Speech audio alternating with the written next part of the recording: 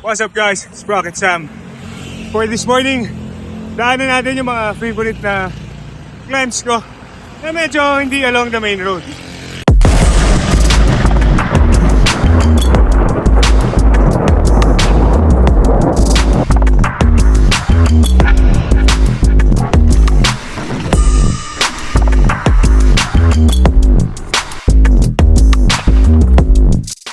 What's up? 6:13 AM.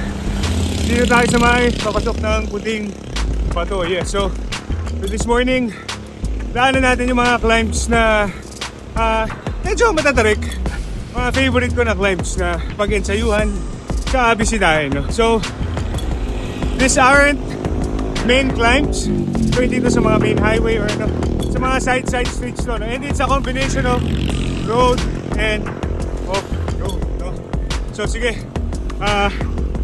Tara, puntahan natin sila. Okay, MTB ulit for this episode. Yes, as the first two climbs are unpaved. So, andito tayo ulit sa Puting Bato. Medyo espasol tayo kasi nakasabay ko yung mga truck. Labasan yata nila ngayon ng gantong oras. No? Anyway, this is a shortcut kasi towards the rest of the route for today. No? Puting Bato. Sa mga taga Rizal dyan in nearby areas, Puting Bato is the faster route towards Roman Rojas and Pinugay or Teresa or Morong kumpara sa Sumulong. Tas baka matraffic ka pa sa Rotonda.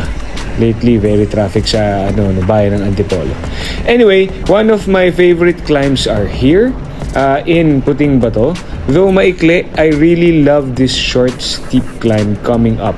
So this is our entry number 1. Okay, so first entry of our climb list today is a gravel climb. Yes, so this is the final steep climb of Puting Bato going to Roman Rojas if you're coming from Marcos Highway. Now, I like this climb. I especially like this climb very much because it's steep. I think magpipick to ng 18% no, yun sa dulo. And it's quiet. Wala kang masyadong pasalubong and you get nice views on your left. What's more is, if medyo, ako kasi I'm from Macdo, Marcos Highway area. No? If nagmamadali ako and gusto ko mapunta sa area ng Roman Rojas and ng Teresa, Puting Bato actually is a shortcut. But you have to climb first this rather steep hill. Maigli lang siya. Parang 150-200 meters lang pero talagang bukas ang baga po. Okay, and your reward after anything that goes up, of course, must go down. It's this nice flow descent. Kaya lang lagi may aso. So ingat lang.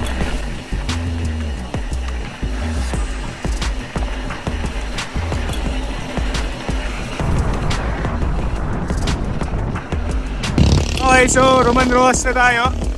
Babaybayin lang natin to papunta sa susunod na climb. It's also again an off-road or gravel or MTB climb. Daming bangaw, baka makalunok. Yapak. So, second climb is Yapak. Tara. Actually, kasama dapat tong Pinugay climb. Favorite ko rin to kaso bababa tayong Yapak eh. So next time na tong Pinugay climb. Pero solid din to. Okay. So to get to our climb number 2, lulusong muna tayo ng medyo bulusok dito papunta ng Yapak. No? Yan. So maganda flow itong part na to. Maikli lang pero tatakbo ang 35 dito pag hinayaan mo lang na hindi promeno. Anyway, Yapak climb starts here after you turn right. Ayan nga, kamalasan no, na naman. Suki talaga ako sa mga ganito eh. Lagi nilang pag mag-isa. Ayun na yung nakaputi. Kita ba? Zoom ko talaga. Yan. Malayo pa lang nakita ko na to si pare naghahalong ata ng kalakal o basura. So baka taong grasa, no. Napakarga ako ng husto sa gilid niya. Thank God di naman ako ginalaw. Lagi yan, pati dun sa isang trail sa survival may nakasalubong ako. Yun talaga, palong-palo. Anyway, Yapak's climb can be quite hard, especially with the peak grades parang at 18%. Tapos may ruts ka pa sa gitna with loose portions, no. The whole climb is still short. This used to be a very sharp corner. However, parang yan mine-maintain na nila, no. So loose dyan, hindi lang masyado halata. And the grade starts to be very steep here, no.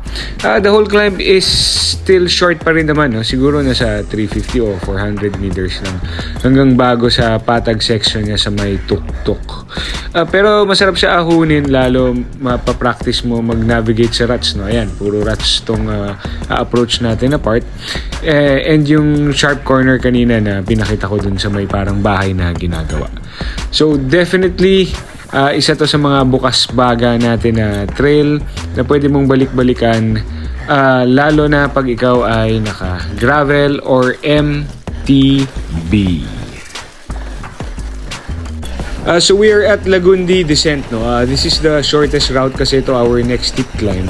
Not that I'm complaining, no. Enjoy ako sobra sa lusong nito.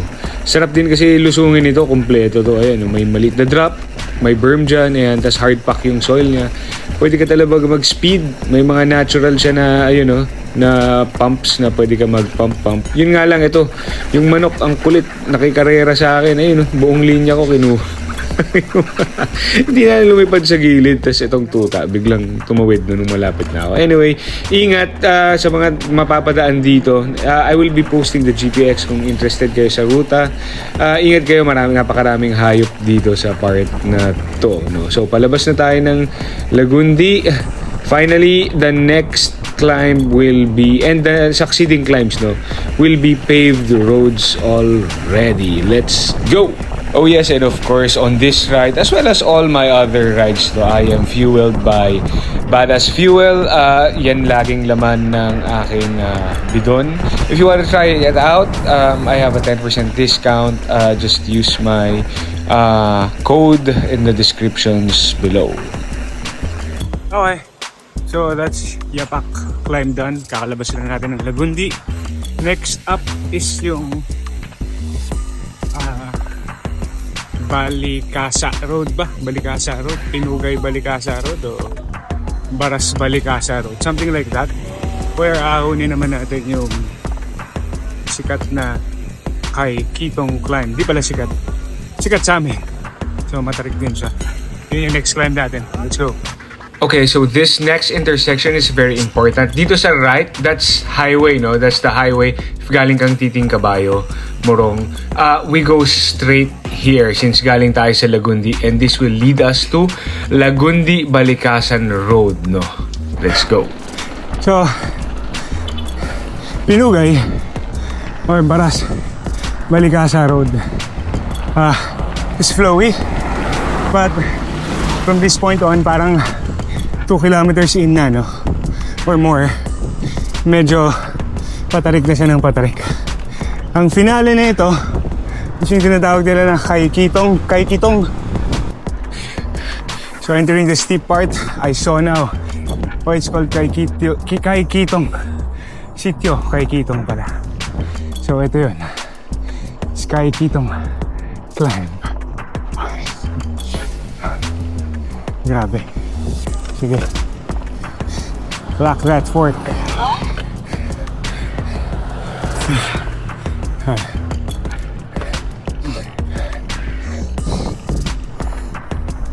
So, hindi pa granny. Oo. Pero 300 watts just to get to 7.6. Okay. Matarik. Yes, it is on this part that it gets especially steep. Now, kay Kitong climb, this climb is about 400 or 450 meters, more or less, no? And I think the peak grade is 24%. Kakalagpas lang natin sa part na yan if my memory serves me right, no? So, talagang solid grind to. Yan, consistent ako sa power ko. At 300 watts just to propel myself for 6 kph. So, ganun siya kakunat. Tinopak lang yung heart rate monitor ko, no? Pero definitely this is at zone 4. Alalang-alala ko. Yung sa watch ko, this is at zone 4, no? So, yeah, tuloy lang natin yung grind. And in 150 meters, we'll turn left. Walang kupas. Kay Kitong. Okay. So on that fork, on the road, we're gonna turn left. Okay? Palabas ng Pinugay area. So that's Kay Kitong climb for you.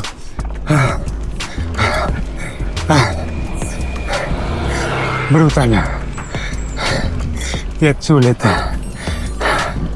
Let's go. So, this is the last climb bago tayo lumabas sa Pinugay, and we will be heading to my last favorite steep climb of all. Isa na lang yun. Palabas na tayo ng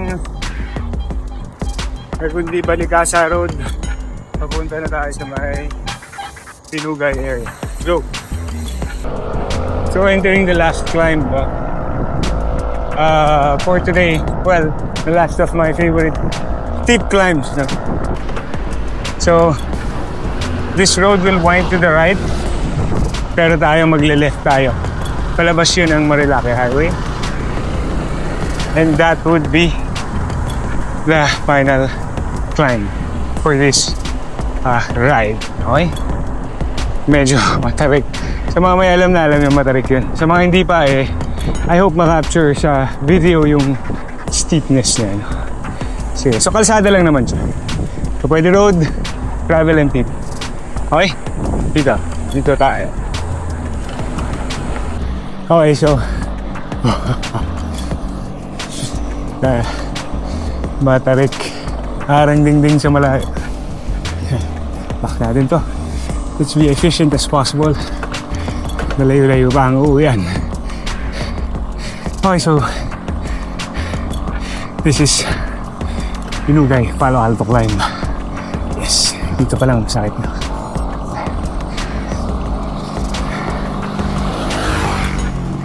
So for climbs like this, the best is to pace. Pace lang. Sa dulo na ng upuan. 19.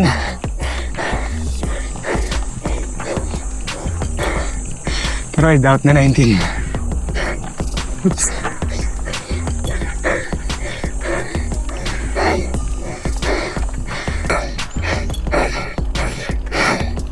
And there you have it. Pinugay, Palo Alto climb.